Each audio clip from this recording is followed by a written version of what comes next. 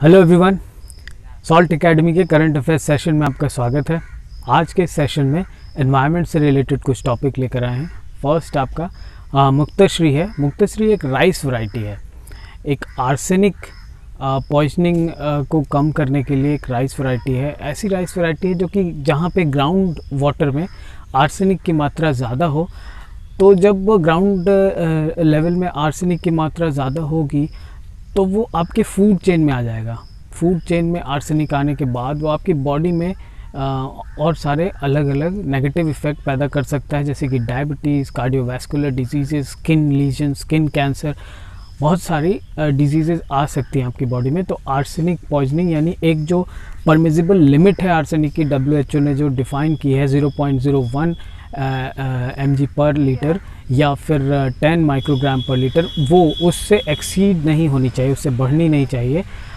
तो ऐसा इंडिया में कई जगहों पे है, आर्सेनिक की जो मात्रा है ग्राउंड वाटर में वो ज़्यादा है। तो West Bengal is one of the state. तो वेस्ट बंगाल में 7 जो हैं ज़िलों में और करीब 83 ब्लॉक्स जो हैं काफ़ी प्रभावित हैं आर्सेनिक से।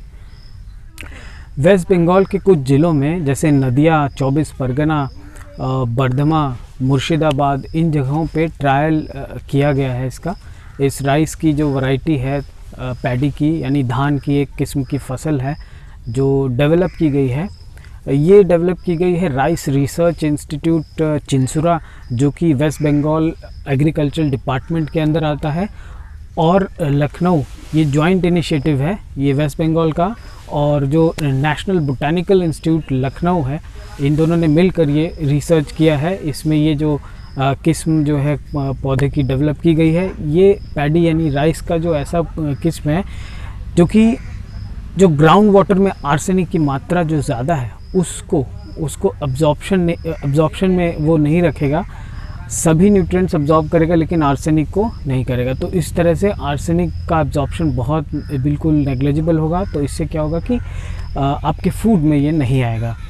तो ये उन जगहों के लिए फ़ायदेमंद है जहाँ पे लोग रहते हैं, वो पानी कम से कम शुद्ध पी सकते हैं किसी तरह से, लेकिन खाने में तो आर्सेनिक नहीं आना चाहिए। तो ज़्यादातर राइस, तो वेस्ट बंगाल में राइस बहुत बड़ी मात्रा में उगाया भी जाता है, तो इसलिए वहाँ पे काफ़ी बेनिफिशियल है। और ये जो 7 जो इसके ज़िले काफ़ी प्रभावित हैं, इन पे ये लाया जाएगा। बाकी जहाँ भी आर्सेनिक की ज़रूरत, आर्सेनिक रेजिस्टेंट इस क्रॉप की ज़रूरत होगी, वहाँ पे ये मार्केटिंग इसकी की जाएगी।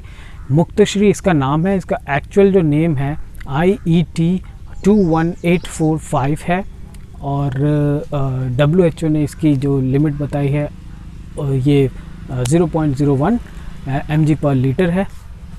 तो अब देखा जाए तो आर्सेनिक की जो टॉक्सिसिटी है वो ऑर्गेनिक और इनऑर्गेनिक 2 फॉर्म आर्सेनिक के होते हैं। जो कि इनऑर्गेनिक फॉर्म है वो ज़्यादा ही टॉक्सिक होता है और वही सबसे ज़्यादा इसमें ग्राउंड वाटर में आपके पाया जाता है। World air quality report publish की गई है IQ एयर और ग्रीन पीस इंटरनेशनल द्वारा। इसमें IQ एयर जो है वो पोल्यूशन ट्रैकर है। ये रैंकिंग इन्होंने बनाई है पूरी बहुत सारी कंट्रीज़ की। उसमें बांग्लादेश को मोस्ट पोल्यूटेड कंट्री जो है घोषित किया गया है। उसके बाद मंगोलिया है, फिर अफ़गानिस्तान है और इंडिया का भी नंबर है। तो अगर देखें तो ये पोल्यूशन, एयर पोल्यूशन की जो क्वालिटी है, जो एयर क्वालिटी है, उसको पोल्यूशन के आधार पे कैसे डिफ़ाइन करते हैं। पार्टिकुलेट मैटर्स, जो सस्पेंडेड पार्टिकुलेट मैटर्स हैं उनको, तो पार्टिकुलेट मैटर्स 2.5 के लेवल को उसको कंपेयर करके ये रैंकिंग बनाई गई है। अब इसमें PM 2.5 में क्या है, सल्फेट्स, नाइट्रेट्स, ब्लैक कार्बन, इस तरह के हार्मफुल केमिकल्स आ जाते हैं जो कि आपके लंग्स में जाकर आपको काफ़ी नुकसान पहुंचा सकते हैं और कार्डियक डिजीज़ भी दे सकते हैं, लंग्स की डिजीज़ दे सकते हैं। तो ये सब काफ़ी हार्मफुल जो पोल्यूशन के इफ़ेक्ट्स आ सकते हैं आपकी बॉडी पे। तो इसके लिए, इसकी जागरूकता के लिए रैंकिंग बनाई जाती है। अब इसके सोर्स क्या हैं? एयर पोल्यूशन का जो सबसे इम्पॉर्टेंट, जो सबसे ख़ास सोर्स है वो ये है कि जितने हम फॉसिल फ्यूल्स बर्न करते हैं, जैसे कोल हो गया, या फिर आपके व्हीकल्स में जो पेट्रोलियम जो बर्न हो रहे हैं वो, और उसके अलावा जो आपके जो एग्रीकल्चरल जो फील्ड हैं उसमें हार्वेस्टिंग के बाद जो उनकी बर्निंग होती है रेजिड्यू की, तो उसको स्टबल बर्निंग बोलते हैं, वो उसको बर्न करते हैं, तो वो बहुत बड़ा सोर्स है पोल्यूशन का।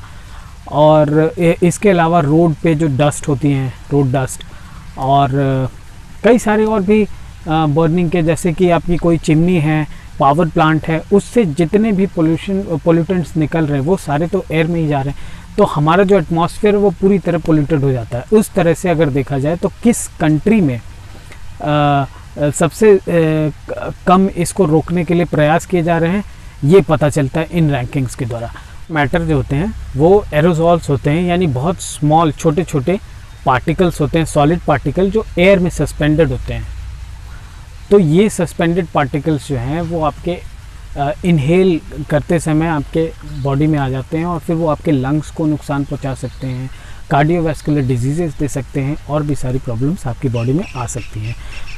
तो ये था पार्टिकुलेट मैटर्स से रिलेटेड, जो कि PM 2.5 को कंपेयर करके एक बहुत सारी कंट्रीज़ की रैंकिंग बनाई गई है, जिसमें बांग्लादेश और हमारी एशियन कंट्रीज़ की बहुत सारी कंट्रीज़ को काफ़ी ऊपर में मिला है स्थान, यानी कि काफ़ी अच्छे लेवल पे नहीं है। यहाँ पोल्यूशन का जो है बहुत बुरा स्तर है।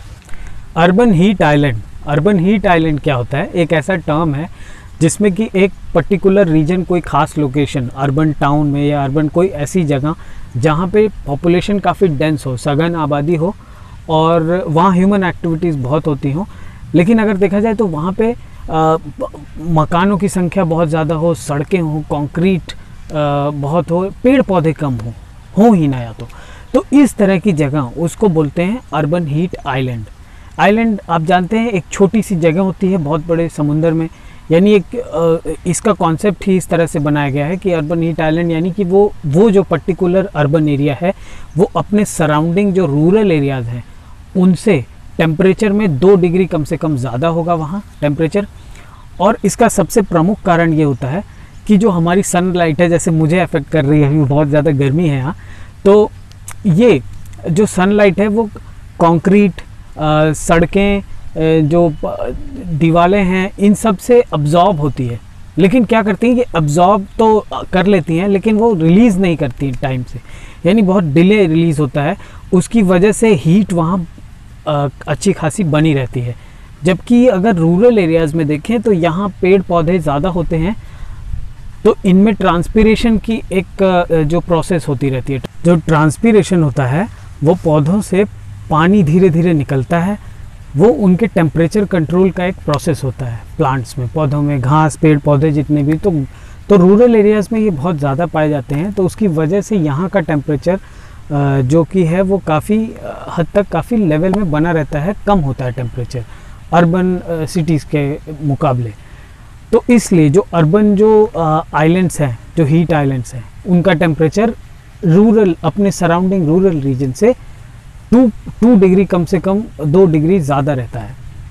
यही है अर्बन जो हीट आइलैंड है, ये इसका कॉन्सेप्ट है। जापानीज़ बॉटनिस्ट अकीरा मायावाकी, इन्होंने एक टेक्निक डेवलप की है जिसकी मदद से पौधों को, पेड़ों को लगाने में बहुत आसानी होगी।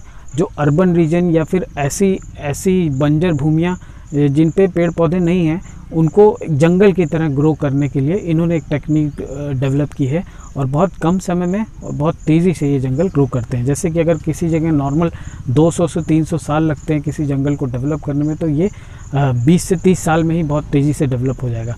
इस तरह की टेक्निक इन्होंने डेवलप की है और ये 30 गुना ज़्यादा घना जंगल बनेगा। तो इस तरह की बड़ी अच्छी टेक्निक इन्होंने लाई है, इसको मायावाकी टेक्निक बोलते हैं। एक्चुअली इन्होंने बहुत सारी जगहों पे रीस्टोर किए हुए हैं फॉरेस्ट को।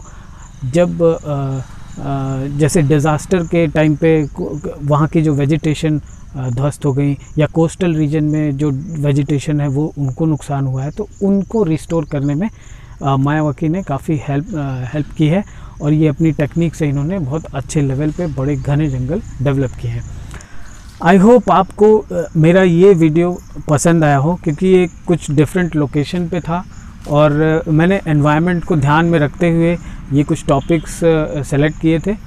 तो ये करंट अफेयर्स के लिए हेल्पफुल था, लेकिन ये मेरा एक नया वीडियो था जिसमें कि मैं एक अलग टाइप के एक ग्रीन लोकेशन पे आया हूँ और कई जगह मैंने आपको स्पॉट कराया।